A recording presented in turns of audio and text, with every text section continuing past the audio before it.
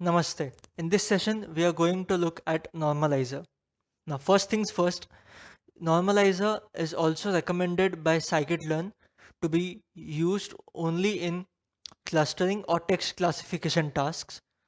Okay, so basically for NLP tasks, normalizer is very good.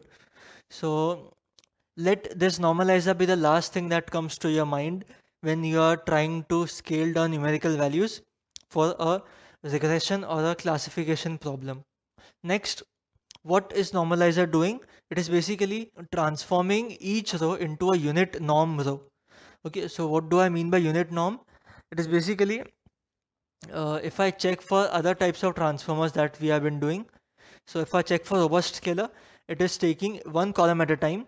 For example, it took the original column or the age column at a time and then calculated the median of this column, the 75th quantile, the 25th quantile, and applied those transformations.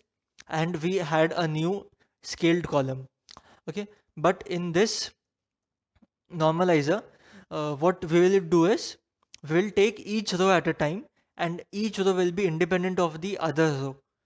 Okay, so we'll just look at what I mean by that. So I have three options for my normalizer.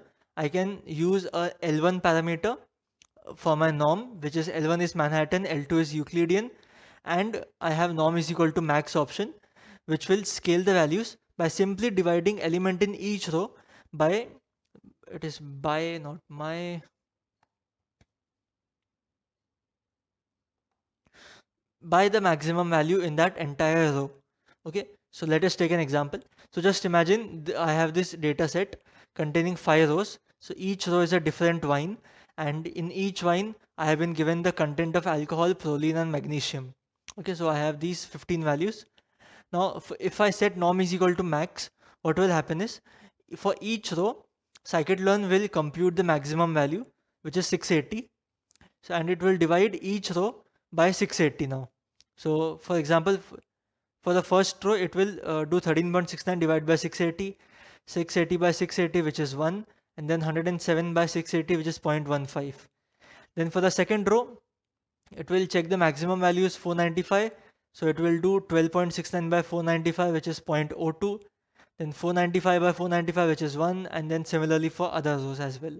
Okay, so this was norm is equal to max. When we use norm is equal to L1, what will happen is we'll basically take the absolute value of each value in a row. Okay, so 13, since all are positive, it doesn't really matter here. But if we had a negative value, we would make it positive by taking the absolute value, and then we will add all of those three up. Right, for example, for this first row, if I sum up all of these three up, my answer will be 800.69. So I'll divide each value in this row by 800.69. Similarly, for the second row, if I sum all of these three up, I'll get 587.69. So I'll divide each value by 587.69, and these will be my output results. Okay. Now for norm, if I set norm is equal to L2, it will basically square each value, then take the square root of the sum of those values. For example, for norm is equal to L2 for the first row, it will be square root of 13.69 square plus 680 square plus 107 square. So that square root of all of those three squared terms comes out to be 688.5. So each of these values will be divided by 688.5. Okay, similarly for other rows. So you see each row is independent of the other row. So the metrics are calculated based on each row now, not on each column as we had seen previously. So this was all about normalizer. Now we will look at a practical implementation in Jupyter Notebook. Now after importing the necessary libraries, I will import the dataset of Fetch California housing. Then I'll segregate into training and testing set. Then look at my head. Then remove the last two columns of latitude and longitude like this. And now if I check my x.head, it won't have those last two columns. Now I have changed from KDE plot, which is a kernel density estimation plot, to a dist plot. Dist plot is basically a histogram. Okay, so why I have done that, we'll just see now.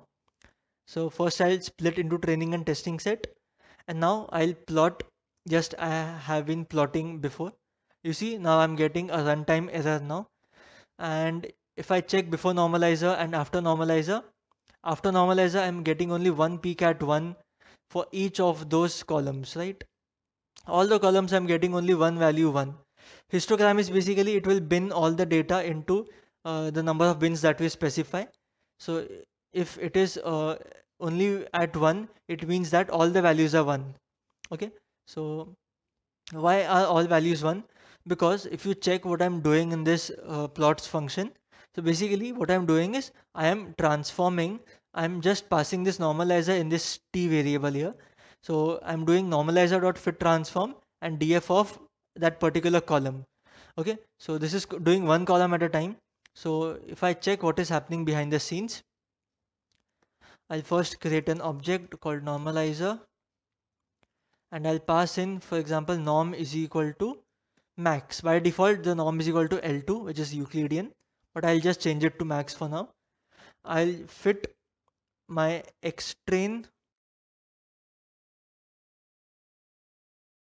So if I fit my xtrain of house age, and if I now just transform my xtrain of house age, you see I'm getting a string of ones. So why I'm getting this string of ones? You see, this string of ones is the reason that we have only one spike at 1 in this histograms. So this is because if I check my xtrain of house age, if I check the first 5 values of this, for example, I have these values, right?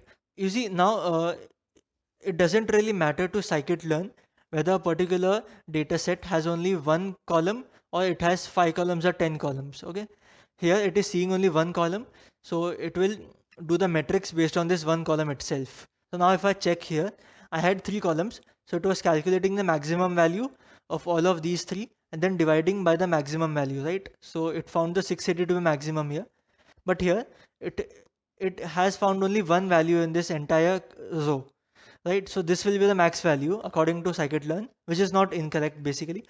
So what it will do is it will uh, take the max value as 6 and divide each value in this row of 12,069 by 6.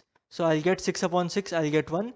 Similarly for the second row, there's only one value in this entire row, so the max value is also 52. So 52 will be divided by 52, I'll again get 1. Similarly for all of the other rows, I'll get 1s. Okay, so hence it doesn't really make sense to uh, plot each column at a time. So what we would be better off doing is I'll do n dot, I'll fit my entire xtrain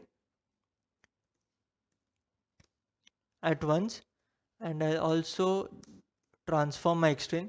So now you see, now I'm getting different values because now on my xtrain I have 13 14 columns. So now it is calculating the maximum value of those 14 columns and then dividing it by that value.